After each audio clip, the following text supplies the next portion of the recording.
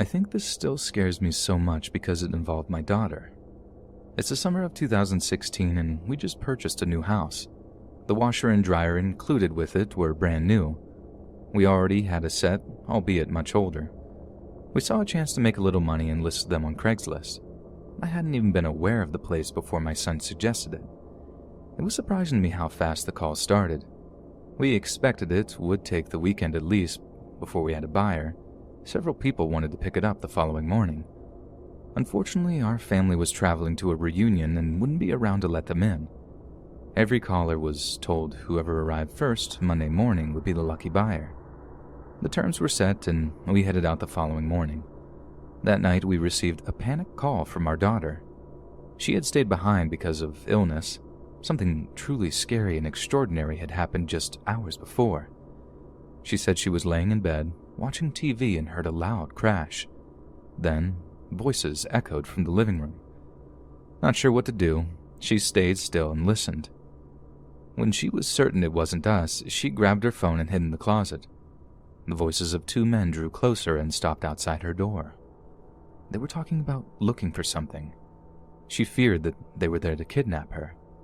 The dispatcher kept her calm and they made small talk until the cops arrived. A ruckus could be heard coming from the living room along with some yelling. Then, everything went silent. The dispatcher stopped talking for a moment. Seconds passed, then it was all over. The dispatcher spoke up and told her she could come out.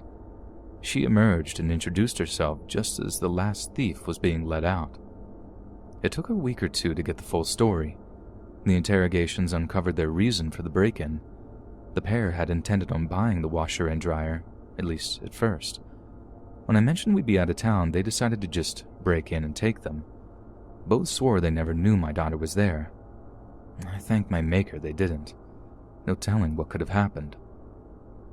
After first making sure our girl was okay, we returned home that night. I remember shaking like a leaf the whole drive back. I jumped from the car before my husband could park it. The second I saw her, I gave her a big hug and didn't let go for a long time. My husband and I spoke to the police the following morning. They assured us because of their previous convictions, the burglars would do prison time.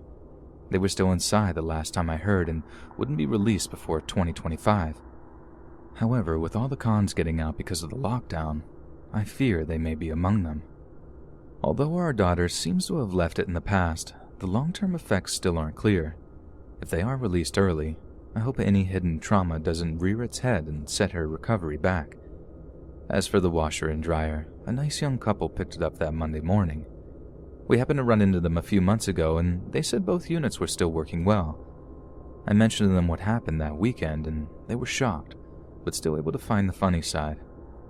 I'm glad things went well and we were both able to laugh about it now. Every day we hear of families that weren't so lucky and I'm thankful to not be among them.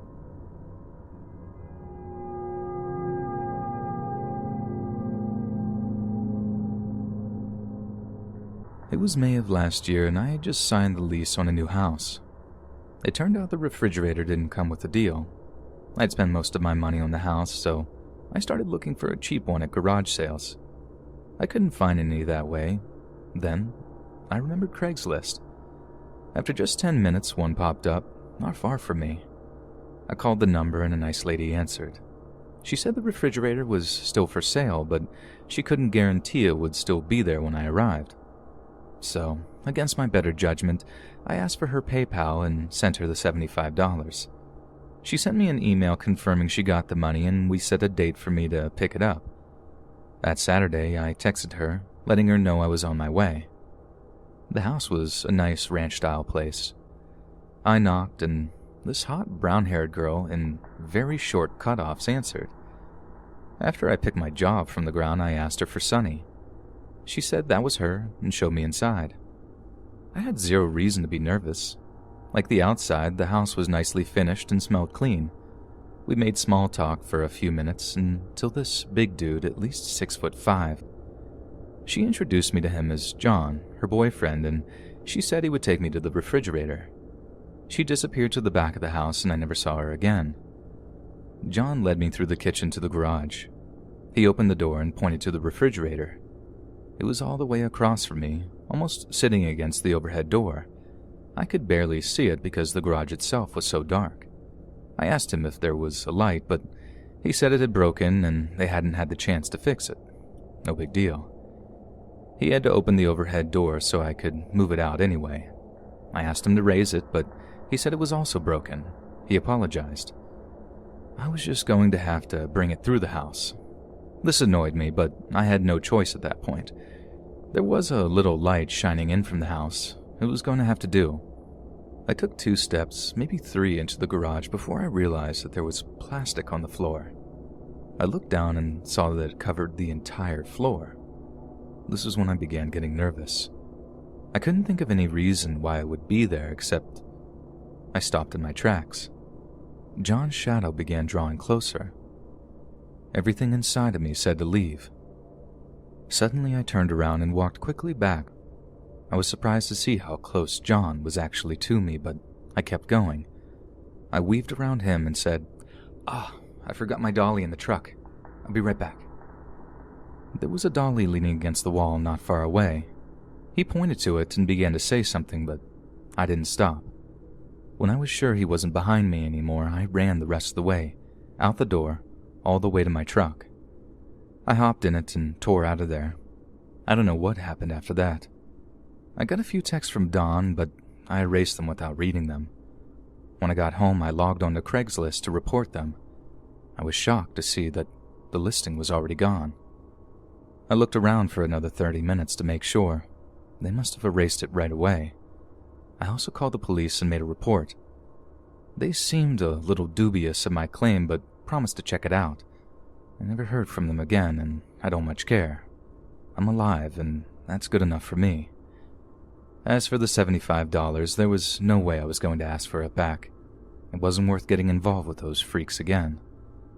I haven't gone on the site since then. The whole system strikes me as risky these days. Anyway, I got lucky a week later.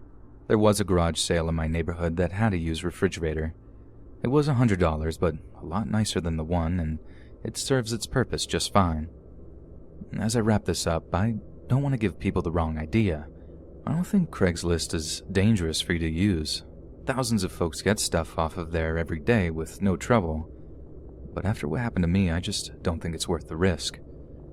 However, if you do find something on the site, you just have to be careful. Bring a friend when you go to get it. If you can, meet in a public place during the day. Most importantly, though, use your head. If the situation seems sketchy, bail. It may mean the difference between life and death.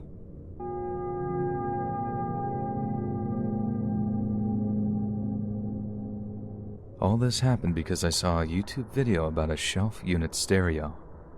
I've been looking for one for some time. The addition of a decent turntable sold me. My first stop was Amazon. Unfortunately, they wanted more than I could afford, so I hopped on eBay. I came across a few there, but all the sellers' feedback ratings were lower than I liked. At first, I thought I was SOL. Then I remembered Craigslist. Within 10 minutes, I'd found my stereo. I contacted the seller, and we agreed to meet at Walmart at around 8 p.m. I grabbed the cash and left about 7:30. Our arrangement was to meet close to the building. I drove around the lot for a good 15 minutes before I gave up. I just figured I'd been trolled. However, as I headed toward the exit by the highway, I saw 2 men waving their arms. It had to be the sellers, so I pulled over and parked. I asked why they had parked so far from the store. One guy claimed that there were no parking spaces when they arrived. From what I could see, there were plenty. I let it go, though. There was no point in angering them. Maybe they were just stupid. There's plenty of folks like that around here. The taller of the 2 made small talk for a few minutes. I didn't want to be rude, so I humored him. The moment he stopped speaking, I tried to get the sale in motion. While we were talking, I hadn't noticed that the other guy had snuck up behind me. When I pulled the cash from my pocket, I got a hard nudge in my back. This caused me to jerk upright. When I looked at the tall guy, he had a pistol pointed at me. My instinct was to yell for help, but the 2 guns suggested against it. It was obviously a robbery. The tall guy didn't have to ask. I handed the cash to him and he kindly said thank you. and I hope that was the end of it. They drive away and I'd be left scared and feeling stupid. But I was wrong. The tall guy demanded I give up my phone. That was going to hurt more than the money. I reluctantly pulled it from my pocket and took one last look. The entire time the other guy didn't say a word. Now they had what they wanted. The two men got in their car and drove away, leaving me shaking in fear and feeling like a fool. I'd convinced myself I'd taken the proper measures to prevent stuff from going wrong, but the moment they changed the plan, I went ahead anyway, despite any misgivings I had. Now I was minus $100 in cash and a $400 phone. Without a phone, I had to walk the 200 yards to the store to call the cops. The employees tried to be sympathetic, but I'm sure they thought I was stupid too. The police arrived soon and took my statement. I respect them for being honest with me. We all knew the guys probably wouldn't be caught, and they haven't been. Almost 4 years on, and I have yet to hear of an arrest. I suppose I should be grateful it didn't cost me more. Had my assailants been of the mind to, I could have paid the ultimate price. Thank you for watching. These stories are narrated by Let's Read. And check out our channel Dark Ace Narrative. Please subscribe as we are close to 1K subscribers. Links in the description below.